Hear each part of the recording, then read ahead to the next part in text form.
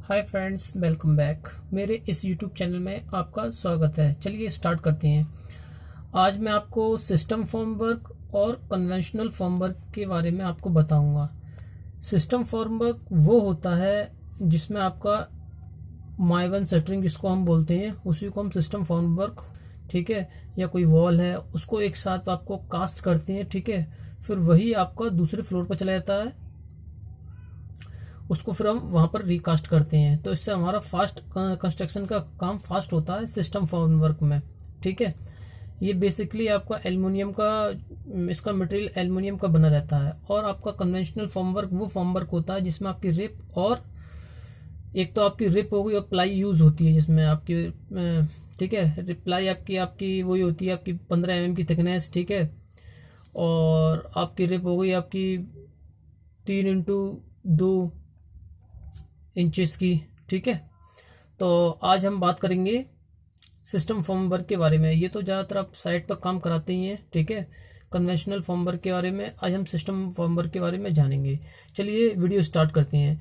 जो भी वीडियो पे मेरे नए आए हुए हैं उनसे निवेदन है, मेरी वीडियो को सब्सक्राइब करें, लाइक करें और शेयर करना ना भूलें, ठीक है। चलो स्टार्ट करते हैं। तो पहला आता है, इसको हम माइवन शटरिंग बोलते हैं। Mivan is a brand name for East Malaysia. ये इसमें मलेशिया से शुरुआत हुई है, ठीक है, माइवन की।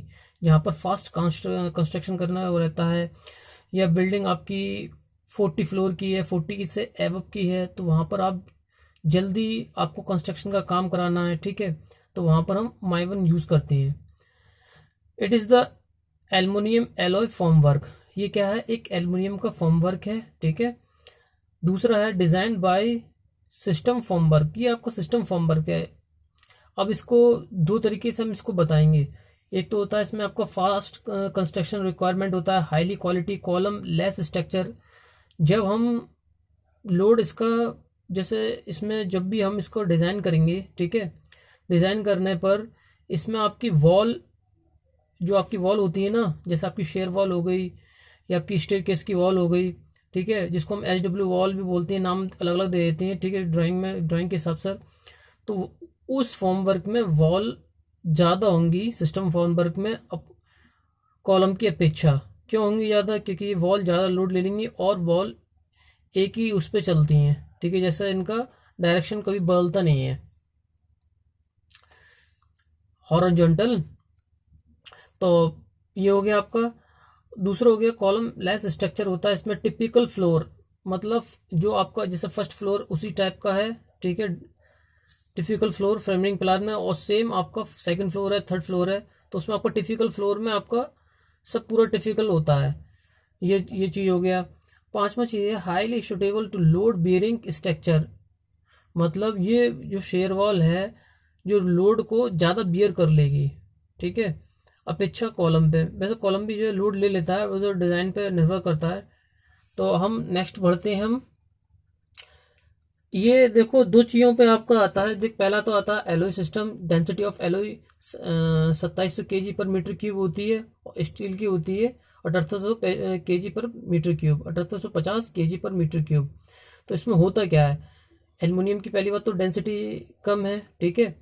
अगर ये मटेरियल आपका वेस्ट भी होता है तो आपका वेस्टिंग में ये मटेरियल ज़्यादा, इसका ज़्यादा, पहले तो ज़्यादा वेस्टिंग होती नहीं है। अगर वेस्टेज होता भी है, जैसे टिपिकल हमारा फ्लोर, पूरा फ्लोर कास्ट हो गया, अगर इसका मटेरियल वेस्ट भी होता है तो इसमें वेस्टिंग जो होगा उसका कॉस्टली बिकेगा अपेक्षा आपका फॉर्म वर्क या आपका कन्वेंशनल फॉर्म वर्क में, ठीक है।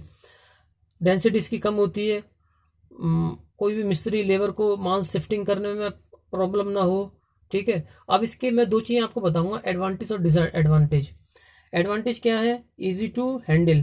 कहीं से भी आप जो है लोड उठाया, दूसरी टावर में पहुंचा दिया, टावर क्रेन से इजीली आपको इसको हम लगा सकते हैं। इसकी नट वगैरह आती हैं, उसमें आप लगाकर लगा सकते हैं। तो दूसरा आता है aluminium does not rust like steel, there for the aluminium formwork can be reuse 100 of time इसमें गलत दिया हुआ है। वैसे आपको कम से कम 30-40 बार इसको यूज कर सकते हैं हम। इसमें ये कह रहा है, ये वाले पॉइंट में एक तो एल्युमिनियम में आपकी जंग नहीं लगती है, दूसरी चीज आप इसको रीयूज भी कर सकते हैं। कितने बार 100 टाइम मैंने लिखा हुआ है नेट से देखकर, तो वहां पर आप इसको 100 टाइम के जगह 30-40 बार इसको रीयूज कर सकते हैं हम, ठीक है। तो थर्ड पॉइंट आया था हायर स्क्रैप वैल्यू। इसकी स्क्रैप की वैल्यू हायर होती है, मैंने ऊपर बता दिया। Carpet area will increase. जिसका कारपेट एरिया होता है, पहली बात तो कारपेट एरिया होता क्या है? कारपेट एरिया वो एरिया होता है जिसमें आपका फ्लोर एरिया, ठीक है, बालकनी और आपका रूम और लिविंग,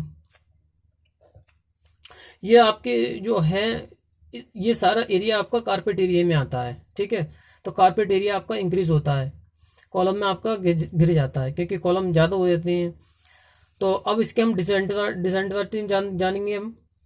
तो डिसएडवांटेज में आपका पहला है ड्राइंग। अगर आपने कोई भी ड्राइंग है, जैसे R0 आई आपने, आप उसी के हिसाब से काम करा रहे हैं, तो रिवीजन होकर फिर उसमें आप रिवीजन नहीं कर सकते। लाइक आपका प्लम्बिंग है, कोई कटआउट आ गया वहां पर, या कोई फायर फाइटिंग का आपका कटआउट है, पहले ही इसको रिवीजन करके R1 R2 पहले ही उसको पूरा जस्टिफाई कर लिया जाता है, ठीक है। फिर उसमें आप कोई भी उसको रीडिजाइन नहीं कर सकते आप कॉलम या आपकी स्टील की ड्राइंग में, फ्रेमिंग प्लान में। पहला पॉइंट हो गया। दूसरा होता है आपका इन external wall style used in shutter connection, crack, holes in wall after desuttering.